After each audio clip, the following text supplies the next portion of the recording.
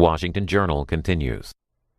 Welcome back, and we're going to speak now with Mark Bray about the Antifa movement. He joins us from Dartmouth College, and he wrote a book called Antifa, the Anti-Fascist Handbook. Thanks so much for being with us this morning. A pleasure. So why'd you write a book on the movement, and what is your relationship to it? Sure. So I'm a longtime activist and historian. I was involved in Occupy Wall Street in New York City back in 2011, and I've been involved in a variety of social justice movements. And I started to realize that really with the resurgence of the alt-right, in the Trump era, when there's this concern about fascism, concern about white supremacist politics, that there's actually relatively little written about post-war anti-fascism, that being after World War II. Most people think of course, the World War II, they think of the socialists that fought against Hitler and Mussolini in the 20s and 30s, but know a lot less about the kind of second half of the story when self-defense groups were formed in Britain and Germany among immigrants and leftists and punks to defend themselves against a neo-Nazi skinhead wave that was kind of unleashed in response to waves of migration in that era, and how it moved over to the United States with the development of anti-racist action, and then continued through to today in the movement we're seeing right now. And some people, including the president, Donald Trump, have associated Antifa with violent acts. Do you think that association is warranted? Well, what people miss is that the vast majority of what anti-fascists do is nonviolent. They monitor the far right, they track them across various social media platforms, figure out who they're organizing with, find out where their events are going to be held, make phone calls to the owners of hotels or VFWs to get them to cancel the event. They spread popular education. So there's a variety of tactics that are used that do not involve any sort of confrontation, but of course the media focuses on the spectacle. But the other part of it is, though, that the anti-fascism is an argument for self-defense collectively against the proven historical perils of white supremacy and fascism, so that they don't shy away from asserting their right and the legitimacy of defending themselves. And how is the group funded? And how do members of the organization interact or communicate with one another? Is it entirely via social media? It isn't one specific group. It's more of an activity or a politics of social revolutionism applied to fighting the far right among communists, anarchists, and socialists, and a variety of radical leftists. They sometimes coordinate. For example, there's a Torch network where a number of North American anti-fascist groups coordinate and share resources and information, but generally they're autonomous, and they don't usually have a lot of money, so the kind of George Soros conspiracy theory is entirely inapplicable in this case, but I'm sure that they develop their own sources of funds for materials and so forth. Yeah. And the first time I'd heard of this group was in relation to the Charlottesville protests. But you mentioned it's been around a lot longer than that in the U.S. Help us understand that. Sure. So anti-fascism as a movement has existed globally for a century. But in the U.S., of course, we can look in the 20s and 30s to conflicts within Italian-American communities, within German-American communities, Jewish self-defense organizations formed in response to Nazi presence in the United States. But in its modern incarnation, we can look at really the late 1980s into the 90s with the formation of anti-racist action, who essentially developed in response to neo-Nazi skinhead attacks on punk venues and alternative scenes, but grew into a broader network with hundreds of chapters around the country that defended reproductive rights, that did a wide variety of organizing against the far right, and of course, more broadly speaking, opposition to the KKK and the black liberation struggle's need for organizing against the far right was very prominent in the 50s, 60s, and onward, and dates back for centuries. At a campaign rally in Phoenix this past week, I'm sure as you all know, President Trump called out Antifa for protesting his rallies. The president made this remark after someone in the crowd interrupted his speech. How did he get in here? He's supposed to be with a few people outside. How about all week they're talking about the massive crowds that are going to be outside? Where are they? Well, it's hot out. It is hot. I think it's too warm. They show up in the helmets and the black masks, and they've got clubs, and they've got everything. Antifa!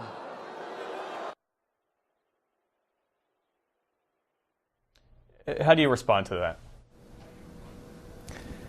I mean, at this point, Donald Trump has lost any sense of credibility on making much of a comment on anything, in my opinion.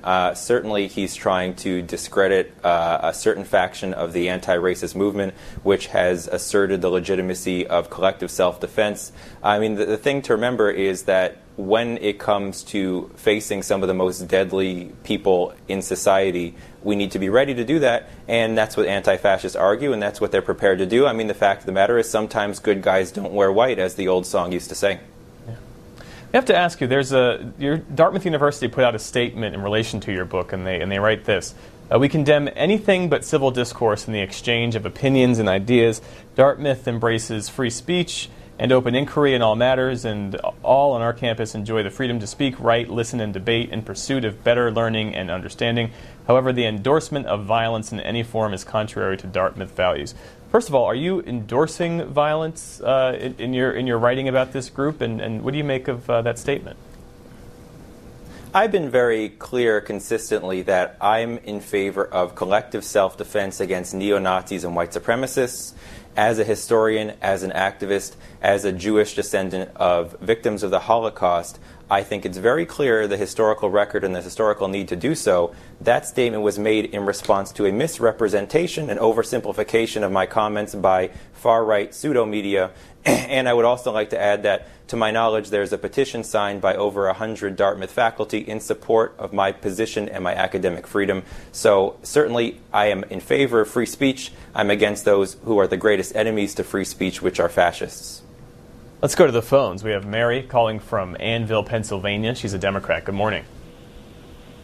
Good morning. I really admire Mr. Bray. I think that, in my opinion, the American soldiers in World War II were the first American anti-fascists.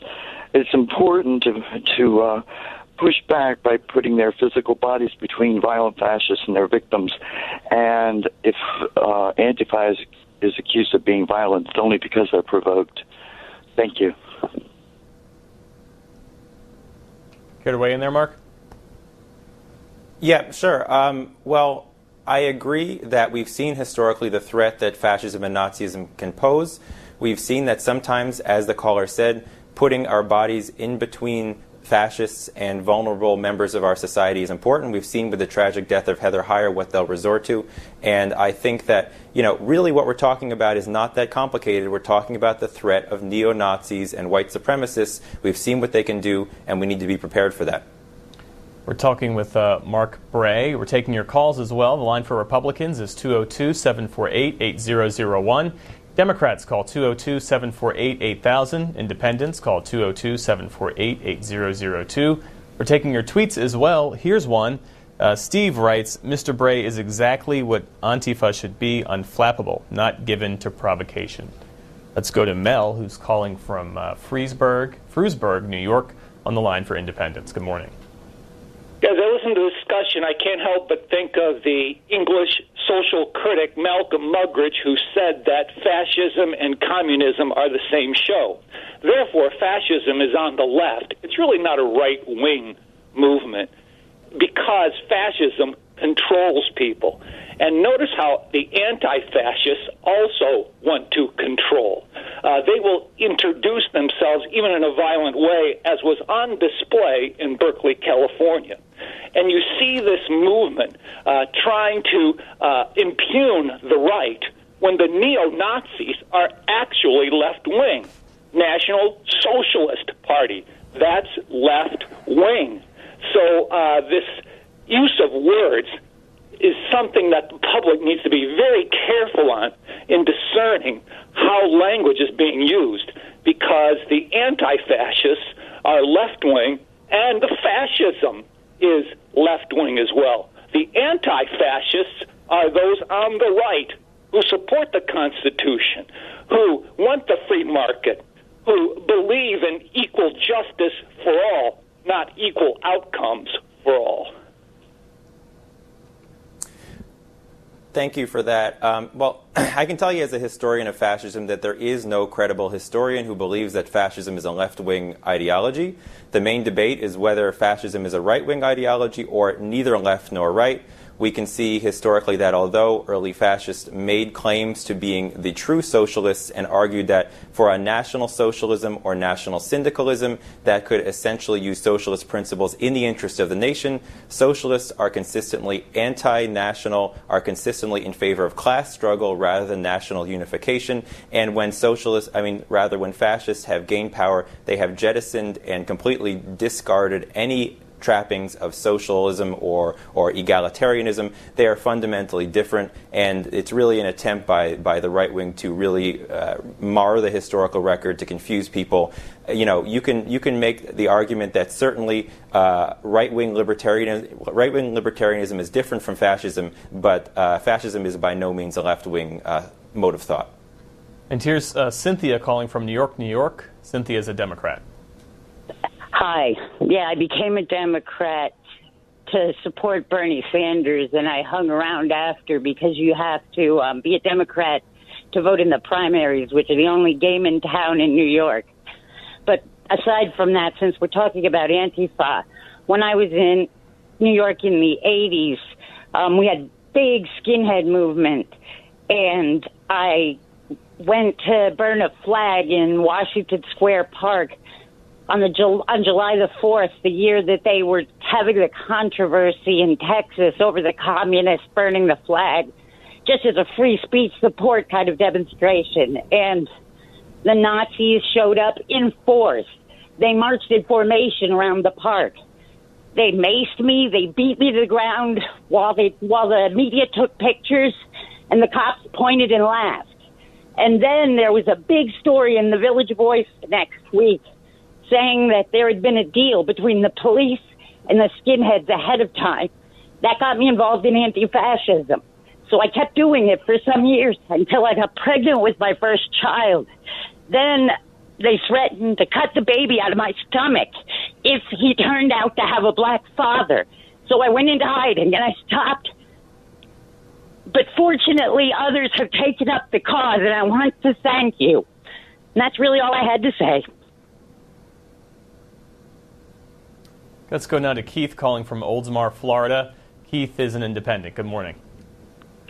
Yes, I have a comment or two, one for C-SPAN and one for your guest. Yes, I would agree with you, Mr. Bray, that the neo-Nazis are racist and all that. But the left wing, in their historical perspective, such as Russia, killed as many Jews as Germany did during World War II. It just took them a longer period of time. Stalin was very anti-Jewish, very racist in his country. So leftists have no moral ground, high ground, on whatever you say. So another thing is, during the campaign for the presidency of this election cycle, that would be Trump versus Hillary, the Democrats put people in Trump's crowd to cause a disturbance. That's directly out of the fascist handbook from the 20s and 30s when Hitler took power. So the leftists and the rightists have no moral high ground, and that will include you in your book. So a couple things to address. First, I am very clearly, in all my writings, anti-Stalinist. I make no efforts to defend Stalin. Number two, the question of whether or not no platforming a fascist group is therefore a fascist action. Certainly it is an illiberal action. It differs from the sort of classical liberal notion of solving social problems through the alleged free market of ideas. But to say that all illiberal politics are essentially the same through the kind of mode of extremism that is very popular is to essentially normalize the center and equate ISIS with anarchists, which is really ahistorical and lacking in any sort of content. The notion that what defines fascism is disrupting speeches is really missing the point of fascism as an authoritarian, violent, hierarchical doctrine that has killed millions of people. And so I think that disrupting a fascist event does not in any way mean that you're a fascist. It simply means that you're not going to go by the liberal playbook for defeating fascism, which we've seen fail in the 20s, 30s, and 40s. And we should establish a definition. What is fascism in the way that you describe it? Sure. Well, fascism is notoriously difficult to define because fascists have adopted and discarded ideas more readily than probably any other ideology, but it really grows out of the prioritization of the nation or the race over everything else in a perceived social Darwinian struggle for survival. It entails a glorification of violence, masculinity, and cult of personality, and really focuses on class collaboration and unifying the working class and the upper class in the interest of the nation, and in that way differs fundamentally from left politics, which tend to promote class struggle and the interests of the working class. But I will point out that anti-fascists organize against the far right more broadly, not just against textbook fascists. All right, let's go to Lewis, who's calling from Pennsauken, New Jersey, on the line for Republicans. Good morning. Good morning, sir. Your organization mirrors the Nazis when Hitler was gaining power, the brown shirts. You guys show up at political rallies, you intimidate people, you beat people up, you disrupt meetings. Where to get off? I was an anti-Trump guy. I showed up at some of those, and I seen your guys spit on children, pepper spray women, attack people from behind and run away, and you guys are wearing the brown shirts or the mask. I mean, where do you get off? You guys are the fascists. You're against free speech. If they don't agree with you, you beat them up. Thank you, sir. Okay, well, so first of all, I am not a member of any Antifa group, and Antifa is not a single group.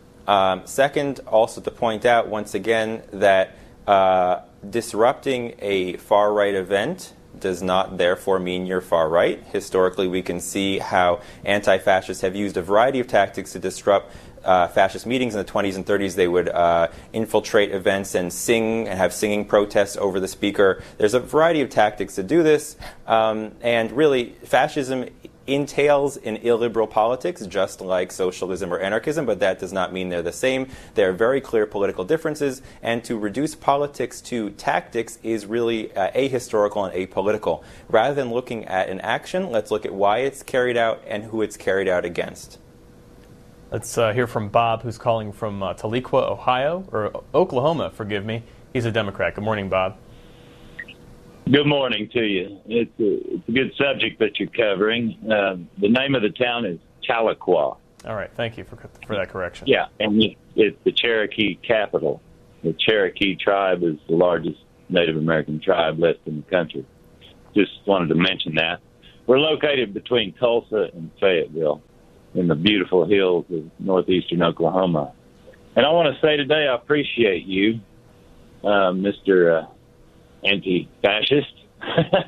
Yeah, and let's define anti-fascism in the modern sense.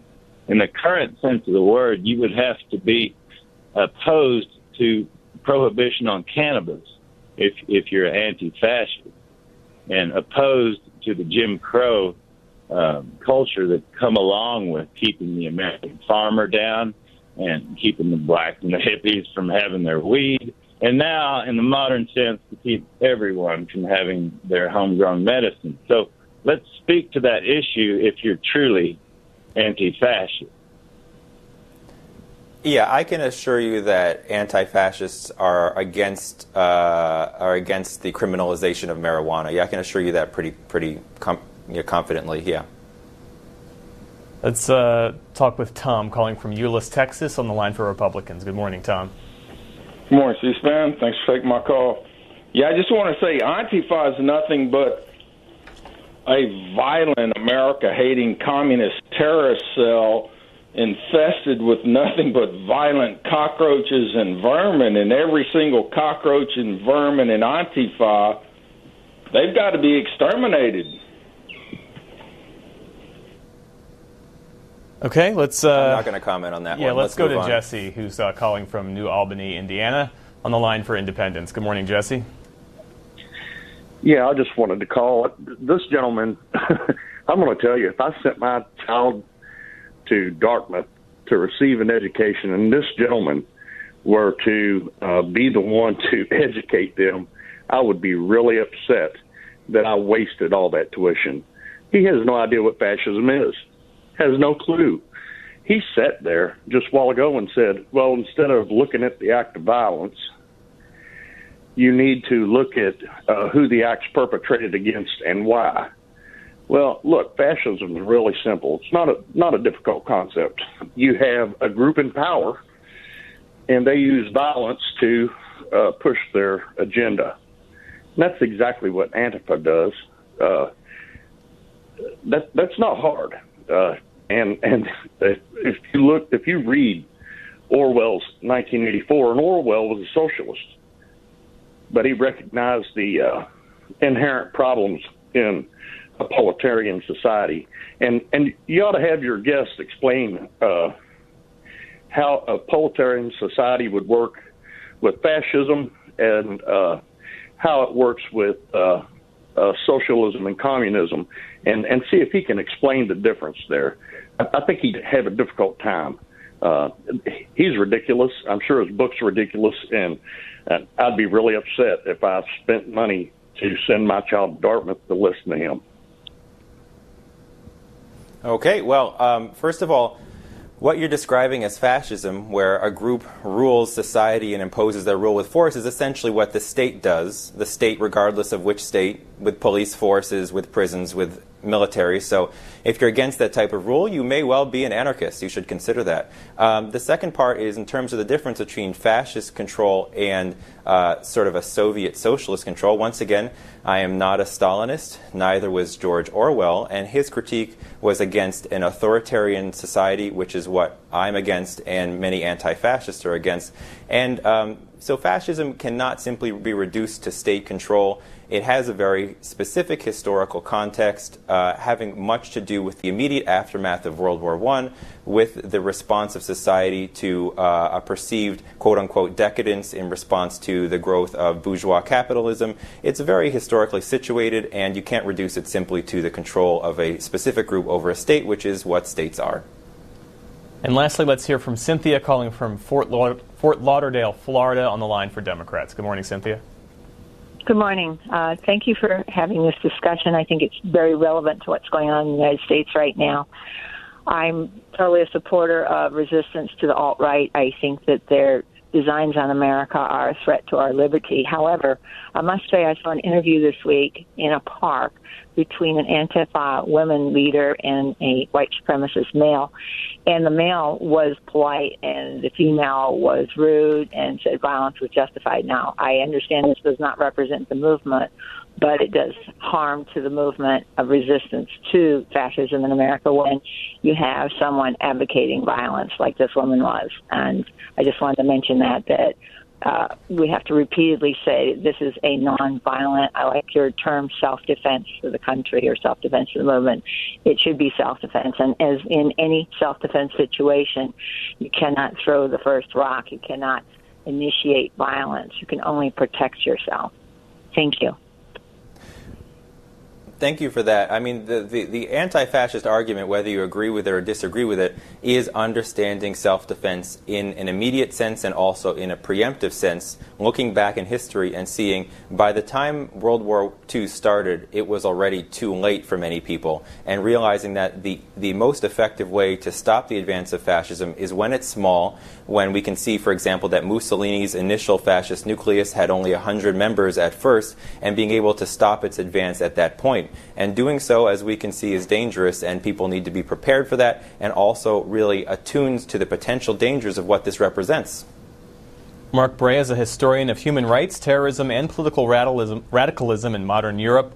He's currently a lecturer at Dartmouth College, and his book is Antifa, the Anti-Fascist Handbook. Thanks so much for your time this morning.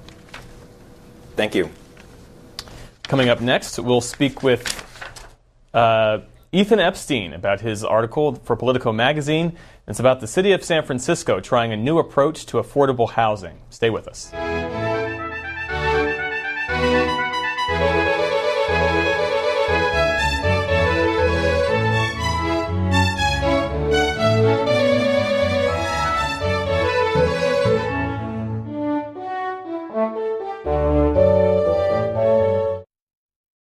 Coming up this weekend on American History TV on C-SPAN 3. Tonight at 10 Eastern on Real America. The 1947 U.S. War Department film Don't Be a Sucker about hate-filled speech.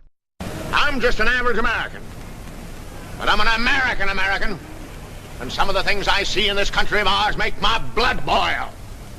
I see people with foreign accents.